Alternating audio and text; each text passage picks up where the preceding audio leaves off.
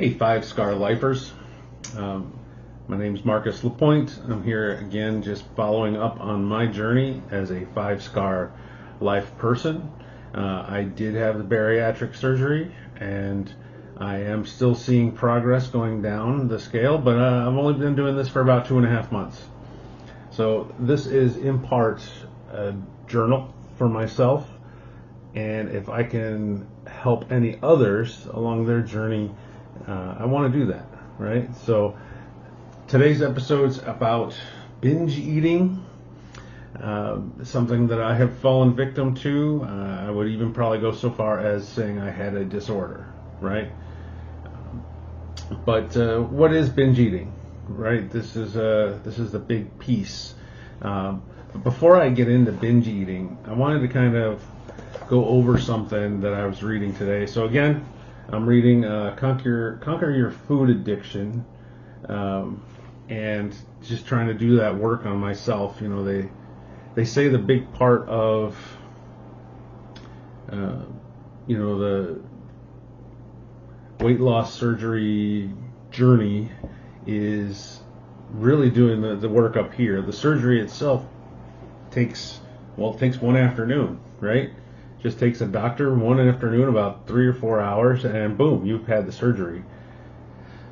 But the reality is the work goes on much longer than the surgery ever will. And working through your own doctor's program, or working through a program that you personally come up with because maybe your doctor hasn't had one or doesn't have a program, these are all the biggest. This is the biggest piece, I think, is the mental journey, because, well, in my case, I've had over 40 years to get this way. Not this way, right? Although that's true too, but I've had over 40 years to get this way with my mindset, and overeating has been the culprit every step of the way. But I want to read this one passage because I think it's, and I'll put it in the article that goes along with this video, and I'll probably even put it in the comments of this video as well, just so you see it. But just so we're all clear, an overeater is a master of extremes: deprivation or binge, all or nothing, too much or too little, too big or too small, in or out of control. Compulsive overeaters, wonder what is the greatest amount of food they can eat and not gain weight. I have fallen victim to that one sentence probably more often in my life than I have not. And I think it was the way that I was convincing myself, right? So we all have a caloric need throughout the day. And mind you, I am no food expert. I am no physical fitness expert, obviously. I am no dietitian. I am no medical professional at all. This is solely my journey and what I've read from books or talked to other people about. So please, I'm going to say this, do your own research, right? Find your own professionals in your area. I'm always willing to help out with suggestions that I've done, whether you reach out to me through comments or on social media. We are in this together, right? So with that disclaimer said, right, I am not a medical professional. As much as I would love to be called doctor, I am not a doctor. But we have a caloric need in our bodies, and over time, well, for overeaters like myself, over time that caloric need from a kid slowly starts to creep up, right? Now it should level off as an average adult, for me, an average adult male that is fairly active. I should be sitting at, I think the books say, around 1,800 to 2,000 calories per day. That's what I should use. Now, if you're The Rock, which someday I hope to be, right? With those guns and stuff. think he eats something like 12,000 calories a day. He burns 12,000 calories a day, right? For the normal average man, we should sit at 2,000 calories. Anything less than that per day, we should lose. Anything more than that, we should gain. But when you gain, this is a probability right here. This is math and science, right? If each day you have a little more gain, that norm starts to creep up, right? The average starts to creep up. And I personally think that I would tell myself that one lie of overeating, that I could eat that double Whopper with cheese, large fry, and a Coke, right? And say that I probably shouldn't gain anything because I haven't eaten anything all day. But that's not the truth. Actually my day started when I got up and I had a bowl of cereal. But I really haven't eaten all day, right? So I should be able to eat this at 9 o'clock at night when I finally get home. But I also had 2 cookies during the day, or 3 cookies, right? From the little table that's over there. And I've also had, a little of this, little of that. And before you know it, my 2,000 caloric median of use is now, in my 40s, was sitting at 3,000 calories. And it's true, I could probably eat that burger and not gain any weight if the rest of the week I was probably pretty good. However, tomorrow I would give myself that same talk, that same little pep talk. So my point here is I was overeating. The question is, what is binge eating, right?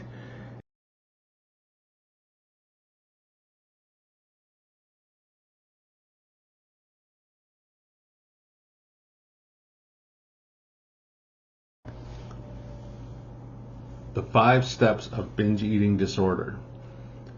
Now, before we get into those 5 steps, I want to just share, again, I am not a medical professional. What you're about to hear actually was from a person named Laura Lang. She's from the Eating Disorder Center. She is licensed, and her videos actually are extremely clear in their thoughts and help really lay out some of the paths that I did take and probably need to take. Again, this is part of my own personal research that I'm doing here and trying to wrap my head around why over 40 years of this has happened and how they can be reversed and maintained. So anyway, those five steps, or actually not even steps, 5 signs of overeating, of binge eating. 1, eating much more rapidly than normal. Now, this is something that I am prone to do. I don't know if it was from growing up and not having a lot of food around or something. I see this actually, this habit forming with my kids. When they sit down, they're so anxious to get up and head off into the direction that they want to go in that they scarf down the food. And maybe that's what I did as a kid too. I'm sure probably kids are similar, but I see it in the schools. My kids will come home and they've only eaten half of the lunch that I packed them, which is fine, right? If they're not hungry, they're not hungry, and I'm trying not to push that. But then I find out that they really only have, it seems like, 20 minutes to sit down for lunch. Included within that 20 minutes is to get into the lunchroom, get your food, sit down, eat, get back up, throw your food container away, get your coat on, go out to recess. And then there's the recess time. That is not a lot of time to sit and enjoy a meal. Plus they're talking with their friends, right? So they're distracted too.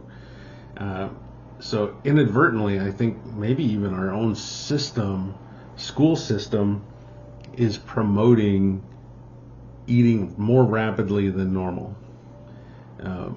So we're trying to reverse that at our house, right? We're trying to really sit down at the table and have conversations while we're eating, and for them to know that that's okay, right?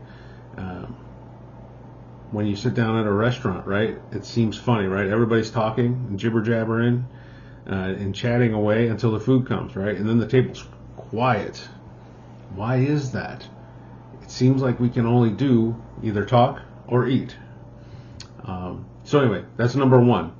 Eating too rapidly than normal. Number two is eating until feeling uncomfortably full. As a guy, this is so common.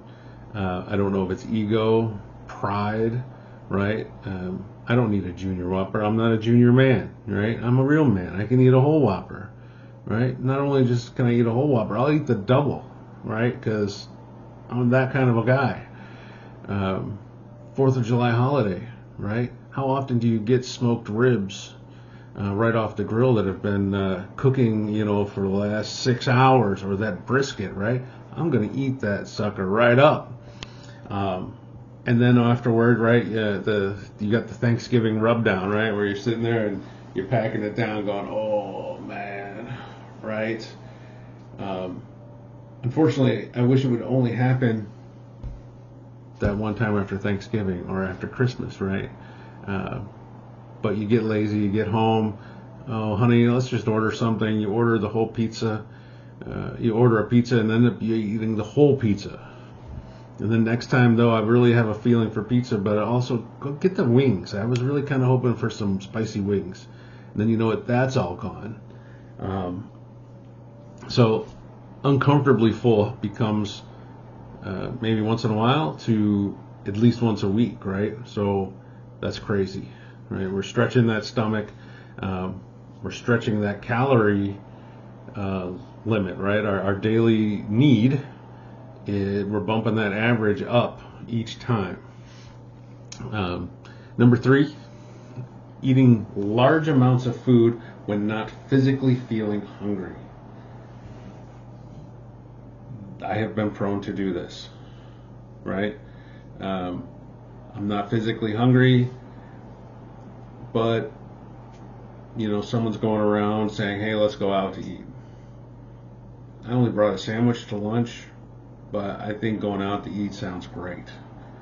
I'm not hungry, but everybody wants to go to eat now. So I go eat now. And then when I get back, a little bit later, several hours later, it's like I still do have the sandwich in my bag. I might as well eat that too, right? And then I revert back to number two, right? Feeling uncomfortably full. And then, of course, I go home. I don't want to tell my wife that I'm not going to eat the meal she cooked because I'm full, so I'm going to eat that too, right? It's horrible, right? Number four, eating alone because I'm feeling embarrassed by how much I've eaten. This one wasn't one that happened to me, but I think it was starting to creep up that way, right? Mostly because I would go out to eat, and the person next to me would order just a club sandwich. Okay, cool. I'd order the club sandwich, the fries, the baked potato, to have several glasses of pop or beers, drinks, whatever.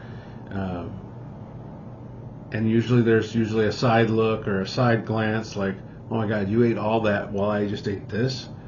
How are you doing that? Where are you putting it all? And I find myself even now, when one of my childs eats a huge meal, I ask him, where do you put that? In your leg or something? And I wonder if I'm repeating some steps that my folks have said. Anyway, the fifth symptom or sign of binge eating is feeling disgusted, depressed, or guilty after eating or binge eating an episode of binge eating. I have done this, right? It usually becomes when I start to feel that uncomfortable feeling in number two, where I'm like, oh man, did I just do that? Or I'm feeling like, you know what, me and the wife, we're going to go do something special, spend some intimate time together, but I don't think I can now. Now I'm feeling guilty that I'm not supporting my husband's needs. or my kids ask, hey, can we go out and play? I'm feeling too full, or I'm feeling too gross to go play, or I'm worried about indigestion. Now I'm feeling guilty that I'm not spending enough time with my kids. It's a rabbit hole, right? So the point I'm trying to make is there are signs and symptoms of this. There are ways around this, right? I chose the 5-Star Life for my tool to break that habit. Now I need to make sure I don't incorporate these 5 steps in my life anymore.